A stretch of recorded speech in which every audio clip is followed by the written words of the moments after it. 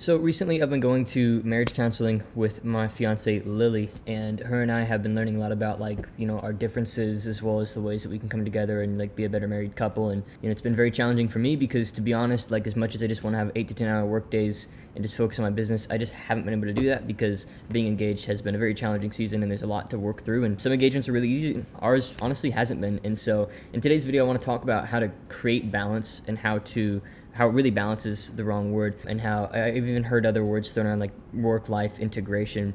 But honestly, the most real word that I've seen, and I'll actually tell you a quick story to drive this idea home, is tension. Work-life tension. All areas of your life are going to be in tension. So you have your health, you have your wealth, you have your relationships, you have your faith, you have these areas of your life, and they're pretty much always going to be competing for your undivided attention constantly. The reality is, everything is constantly in tension, and if you lean too far one way, one thing breaks. You lean too far the other way, the other thing breaks. And that word tension comes with it a lot of almost negative emotion. It's almost a negative word. It's like, oh, I'm constantly tense. But in reality, that word tension really is just figuring out a place to sit where all things can get from you what they need from you in order for you to be the best to them in that moment, and then being able to elevate out of the thinking of the day-to-day and elevate out of every little piece that has to move around this sales call, or this client needs this thing, or this team member needs this thing, or your fiance or wife or husband needs this thing, and be able to elevate back out of that into the bigger picture of where you're actually going and why you're actually going there. Yeah, I think, this video is really all about just my thoughts on how to do it all. I get this question a lot, and to be honest, it's funny. People are like, oh, how do you do it all?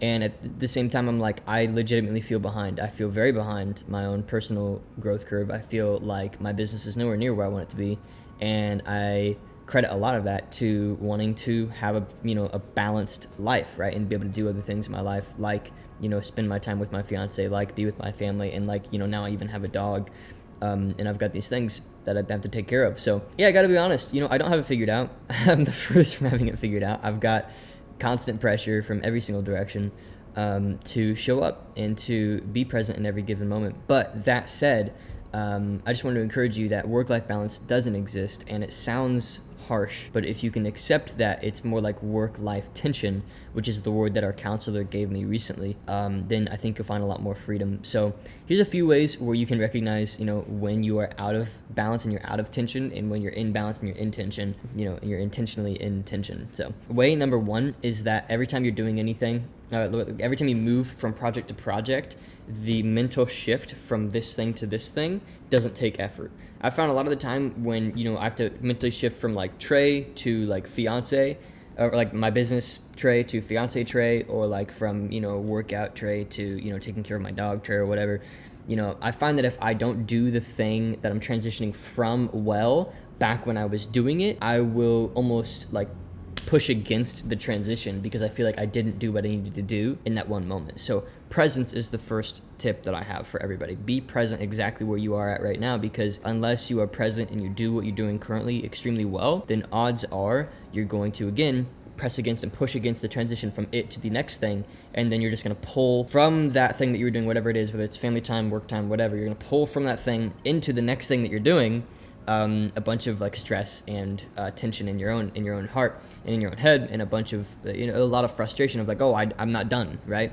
And so that's my next tip, is know when you are done with something. So do not have these blurred lines. Know when your work day is done. Know when certain tasks are done. Have a clear start and finish for a lot of the major tasks in your life. And my counselor gave me a good piece of advice. He said, you never want your wife to feel like you're managing her, but the reality is you will be managing her. But she never wants to feel managed. They don't want to feel managed. They don't want to feel like they're a spinning plate, but they are a spinning plate, and you do have to manage them. And so in that, the piece of advice that I was given was, look, you're a career guy. You obviously have some big ambitions. And so really have a clear start time and a clear end time to when you will be with your fiance, and how much time you're going to give her, and what you're going to do when you're with her. And until you're married, you're gonna have to intentionally pick time that you're gonna be with her or not be with her. And honestly, it's been super tough because I just haven't been able to focus. I have not done really properly focused work in probably 3 or 4 months. So I'm super blessed to have the team that I have, where they're running the day-to-day, they're enrolling new clients, they're serving the clients that we currently have, and our clients love my team, and they love flows right back. And so I'm very blessed by that. So that's my second tip, is extreme intentional presence. Or first tip is presence. Second tip is know when you're done, and know when things start and when they end.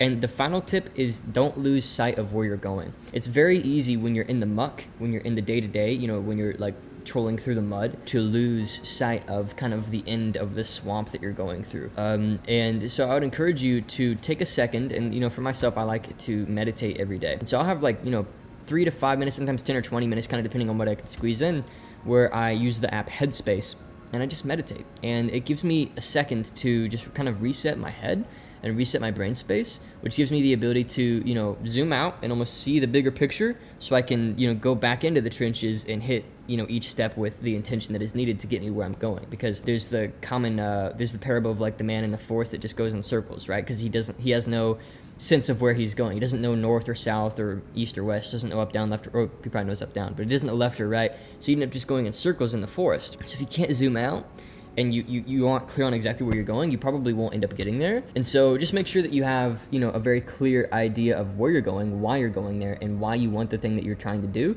And remind yourself of that often, because, you know, it shouldn't be a challenge for you to remember, oh, right, I want this thing, and then go do it, right?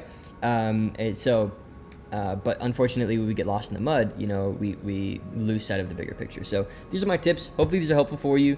This is my thoughts on like work-life balance and how to actually make it all work, because like literally this morning I woke up to my dog having like nasty vomit and like he vomited all over his cage, and I had to clean that up. And then Lily's now taking him to the vet to make sure everything's okay. And then, you know, we had a counseling session yesterday, and we haven't done the homework from that yet. And then I've got, you know, like 7 or 8 prospects at any given time that I'm speaking with and moving them forward with our services and programs.